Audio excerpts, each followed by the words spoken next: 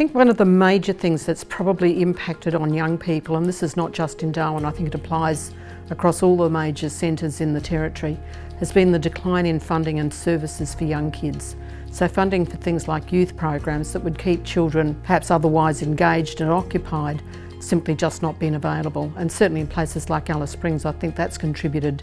to the level of property crime and antisocial behaviour that we've seen there over the last few years. Just drawing on the evidence that's already been presented to the Royal Commission suggests that many of the young people that come into contact with the juvenile justice system come with complex needs, quite often with high levels of trauma or pretty adverse experiences, and perhaps also that many children, although undiagnosed, are likely to have cognitive and behavioural developmental problems. So in fact their behaviour sometimes, whilst not appropriate or acceptable,